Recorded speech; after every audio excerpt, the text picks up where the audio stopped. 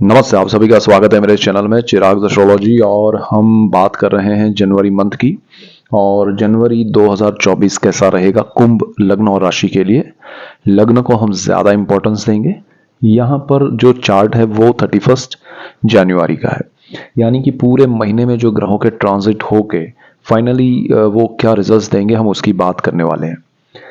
यहाँ पर एक और चीज़ है कि ग्रह जो है वो आपको राहु और केतु ज़्यादा इम्पैक्ट करेंगे, क्योंकि उनकी डिग्री अब इंक्रीज हो रही है और ट्रांजिट उन्होंने 30 अक्टूबर को किया था, तो वो सबसे ज़्यादा इम्पोर्टेंट यहाँ रोल प्ले करेंगे। तो पहले शुरू करते हैं उनसे और पहले चार्ट समझते हैं। आपका लग्न जो है, आपकी राशि जो है वो है कुंभ है, और यहाँ पर शनि आपके राशि और लग्न में ही है। सो शनि वहीं पर रहेंगे through out the month.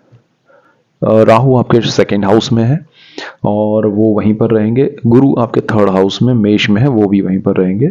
Ketu आपके अष्टम भाव में है थ्रू आउट द मंथ। और शुक्र बुध जो है वो ट्रांजिट करने वाले हैं यहाँ से यहाँ कर्मस्थान से 11th हाउस में। और मंगल जो है वो भी यहाँ पर है सूर्य के साथ, लेकिन सूर्य मिड ऑफ मंथ से 15 जनवरी को ट्रांजिट कर जाएंगे मकर में।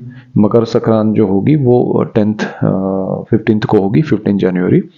सो फिर थ्रू आउट द मंथ वो आपके 12th हाउस में रहेंगे। सो ये सिचुएशन है। और यहाँ पर आपको ये जो महीना है उसमें राहु सेकेंड हाउस में ज़्यादा इम्पैक्ट करेंगे। सेकेंड हाउस जो है वो फैमिली है, एंटायर फैमिली, सेविंग्स और आपका वाणी। तो यहाँ ये जो स्थान है वो बहुत इम्पोर्टेंट। यहाँ पर क्या है कि आपके जीवन में आपके फैमिली का जो रोल है वो यहाँ पर डिसाइड होगा, डिफाइन होगा। तो ये क्या करेंगे कि आपका राहु जो है वो उनके साथ थोड़ा इंटरेक्शन करवाएगा ज़्यादा, और उसमें आपके रिएक्शंस थोड़े हाइपर होंगे, थोड़े नेगेटिव होंगे, और आपको उनकी वजह से या उनको आपकी वजह से ज़्यादा प्रॉब्लम्स, हर्डल्स आना शुरू हुए हैं। और ये मंथ में जनवरी में आप रियलाइज़ करेंगे कि भाई हाँ, हम अब एक साथ नहीं रह सकते हैं।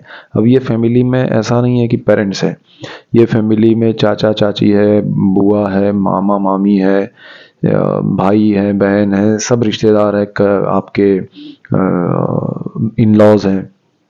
तो जिनके भी साथ आप करीब हैं और आपको ऐसा लग रहा है कि इनकी और मेरी सोच एक जैसी नहीं है, तो वहाँ क्लैरिटी हो जाएगी।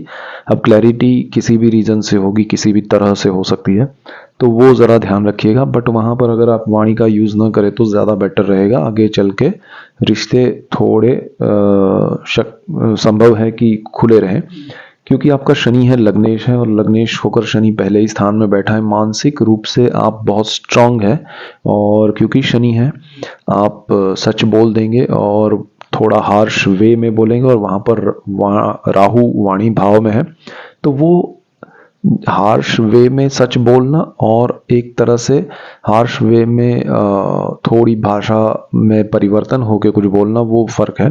तो वहाँ ये थोड़ा ध्यान रखिएगा, अदरवाइज़ बहुत बड़े ब्रेक हो सकते हैं रिश्ते। एक चीज़।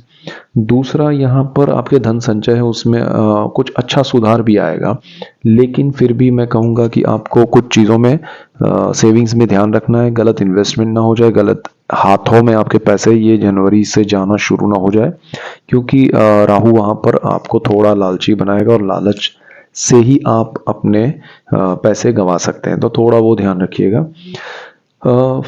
परिवार में जो भी अच्छे हैं नहीं हैं, आपके लिए कौन कैसा है, वो सारा ये शनि और राहु की वजह से आपको पता चलेगा। यू रियलाइज़ कि भाई सच्चाई क्या है और कौन अपना है कौन नहीं है, वो सारा यहाँ पर जनवरी में आपके साथ होने वाला है। उसके बाद केतु की बात करें तो केतु जो है वो आपके अष्टम भाव में है। अष्टम भाव जो है वो है आपके पितरों का, पैतृक संपत्ति का, और आपके अकल्ट जो दूसरी चीज़ें हैं, यहाँ पर गुप्त धन है, गुप्त विद्याएं हैं, गुप्त रोग है। तो उन सब में ये केतु आपको बहुत डीप ले जाएगा, और ये चीज़ आपको ध्यान रखनी पड़ेगी, क्योंकि ये केतु जो है ना वो आपको उलझाएगा उन चीज़ों में, और जो चीज़ें सीधी है, सरल है, उसको भी वो कॉम्प्लिकेटेड बना सकता है। तो थोड़ा ध्यान रखिएगा कि जनवरी में वो स्ट्रॉन्ग इफेक्ट करने वाला, और राहु की उच्च दृष्टि यहाँ पर है, तो वो ऐसी चीज़ों को उजागर करेगा कि भाई ये इसमें क्या है उसमें क्या है, जो शांत पड़ी हुई है चीज़ है उसको बाहर लाएगा, और फिर उसमें ये केतु की वजह से आपको हर्डल्स देखने पड़ सकते हैं। तो पैतृक संपत्ति में अगर कुछ इजी वे में कुछ हो रहा है तो होने दीजिएगा। कोर्ट मैटर्स वगैरह हो तो उसमें अपने आप रिजल्ट्स आते हैं तो ठीक है, आप कूद मत पड़िएगा वरना लॉसेस देखने पड़ेंगे। शनि यहाँ बहुत अच्छा है, मोरल हाई रखेगा आपका, ओवरऑल तो अच्छा है।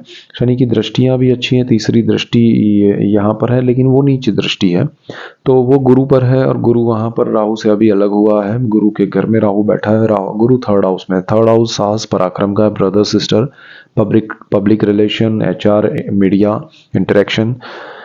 गुरु यहाँ बहुत अच्छी स्थिति में है, लेकिन क्योंकि शनि की नीच दृष्टि है आपको थोड़ा, देखिए वक्र दृष्टि हट गई इसलिए अच्छा है, नीच दृष्टि की वजह से थोड़ा आप नेगेटिव वे में सोच के किसी चीज़ में शुरुआत करेंगे या ऐसा कुछ होगा तो किसी पे ट्रस्ट नहीं रख पाएंगे आप, तो वो चीज़ आपको थोड़ा पीछे खींचेगी। अदरवाइज आपके लिए बहुत अच्छा समय है, और मैं ये नहीं कह रहा हूँ कि ट्रस्ट ब्लाइंड रखिए, बट थोड़ा क्लैरिटी के साथ आगे बढ़ेंगे तो ज़्यादा बेटर रहेगा।